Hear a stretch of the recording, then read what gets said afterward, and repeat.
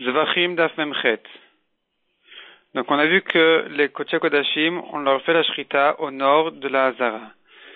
Nous on apprend ça, et avant de savoir d'abord d'où on apprend ça, la Gemara se pose une question.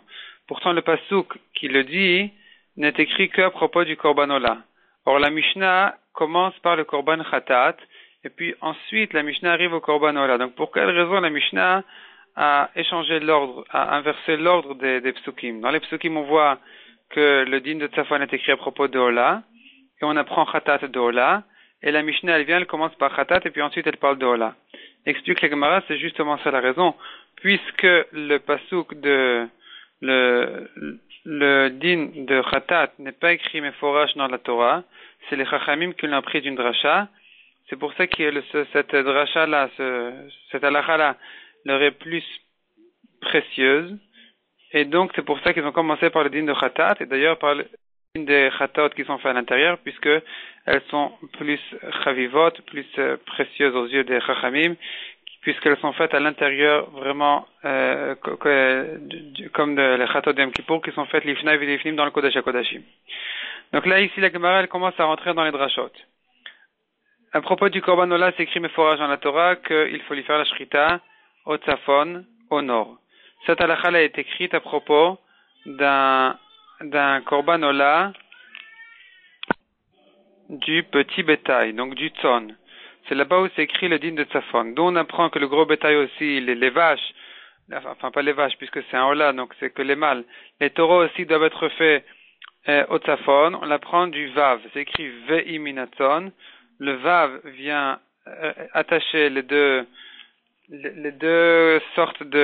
espèces de Korban Ola, donc les gros bétails et les petits bétails. On apprend le bakar du tzon, de la même manière que le tzon, le petit bétail est fait au tzafon, de la même manière le bakar, donc le gros bétail doit être fait au nord de la Hazara. La Gemara ramène une marloquette qui concerne un autre sujet qui a priori devrait dépendre de celui-ci aussi, mais finalement la Gemara elle fait la différence. Il s'agit là-bas de la question en fait, est-ce que, sachant qu'un homme qui a fait une avéra, il est chayav khatat, s'il a un doute, il est chayav Hacham Taloui. Hacham, un korban Hacham Taloui, c'est-à-dire en doute. Est-ce que sachant que quelqu'un qui a profité du Kodesh, un profit personnel, il est chayav de korban Meila, est-ce que quand il a un doute là-dessus, est-ce qu'il serait chayav aussi un korban Hacham Taloui? Nous avons là-dessus une marloquette Rabbi Akiva et Chachamim.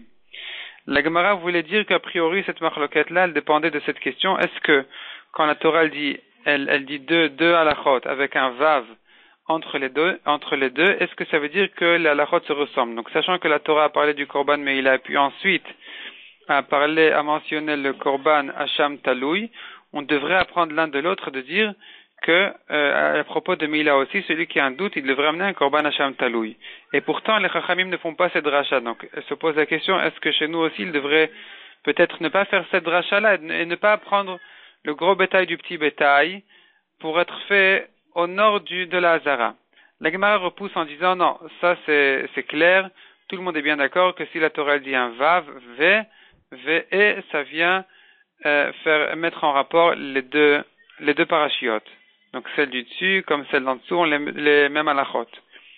Cependant, à propos du korban Hacham Taloui, la raison pour laquelle s'écrit un vav selon Chachamim qui ne veulent pas prendre ce Hacham Taloui à propos de Meila, ils ne veulent pas dire que celui qui aurait un doute s'il a profité du Kodesh il est chayav de Hacham Taloui. Donc quel dracha ils font du vav? Ils apprennent de là une autre dracha, ils apprennent de là que le korban Hacham, le korban que tous les Hachamot doivent être payés à un prix spécial qu'a fixé la Torah de 2 shkalim, de 2 slaim, donc des shkalim de la Torah, et Rabbi Akiva l'apprend d'une autre Gezerah Shava. Ensuite, la Gemara passe au korban khatat. Le korban khatat aussi doit être fait, on doit lui faire la shrita au tzafon, au nord de la Hazara. Dont on le sait, la dracha c'est écrit dans la Torah, Meshachat et ha-khatat, on devra faire la shrita du khatat en règle générale, donc de tous les khataot, bimkom haola, à l'endroit où on a fait la shrita du korban ola, c'est-à-dire au nord. De même pour la Kabbalah, donc il faut recevoir le sang quand le bol de réception se trouve aussi au nord. Et le Kohen qui reçoit le sang, lui aussi, doit se tenir au nord de la Hazara. Donc, si la bête est à la limite, il faut faire attention que le Kohen rentre et que le Kli charrette qui reçoit le sang, lui aussi, tous les trois doivent être dans le nord de la Hazara. La Gemara apprend ça des drachot, donc de ces psukim-là, et puis à propos du Kohen qui reçoit le sang, on apprend du mot velakar. Velakar, lui-même, il se prendra au tzafon, donc à l'endroit de la shrita.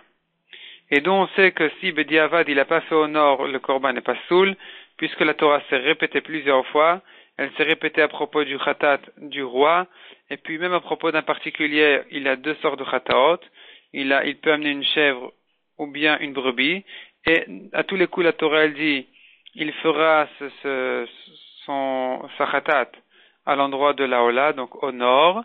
Pourquoi la Torah elle s'est répétée tellement? Pour nous apprendre que dans tous les khataot, si il ne l'a pas fait au nord, le korban est pasoul. Ensuite, la Gemara demande, alors si c'est comme ça, pourquoi est-ce qu'à propos du korban khatat du roi, c'est écrit Oto, il fera lui, ce korban-là doit être fait au nord.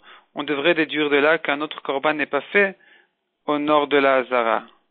Donc, si on dit, comme on l'a voulu le dire maintenant, que tous les khatot sont faits au nord et que s'il les a pas fait au nord, elles sont psoulot, pourquoi est-ce que la Torah a fait ce miout-là? Donc, qu'est-ce que ça vient exclure? La Gemara propose quelques explications. Soit ça vient exclure le korban khatat d'Enesim, comme Narshon ben Aminadav. La Gemara repousse ça. Soit ça vient exclure que le shochet n'a pas besoin de se tenir au nord. La Gemara repousse cette explication aussi. Soit ça vient exclure que un korban khatat d'oiseau, de off, il ne doit pas être fait au nord, ou bien korban pessar n'a pas besoin d'être fait au nord. La Gemara repousse toutes ces explications.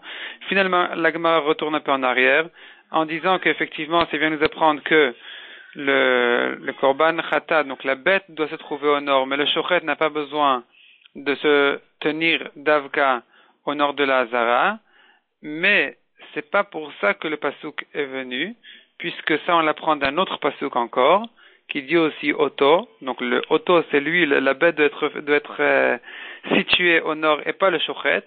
Et pourquoi la Torah elle s'est répétée, elle a fait une deuxième fois un miout, de dire Oto, lui au nord et pas le shochet, c'est pour continuer à déduire de là que la bête au nord, mais pas le shochet peut se tenir même au sud, et continue à faire encore un diouk, de dire un diouk sur un diouk, de dire que le shochet effectivement peut se situer au sud même de la Hazara, tandis que le Kohen qui reçoit le sang, lui n'a pas le droit de se situer au sud, lui il doit se situer au nord de la Hazara.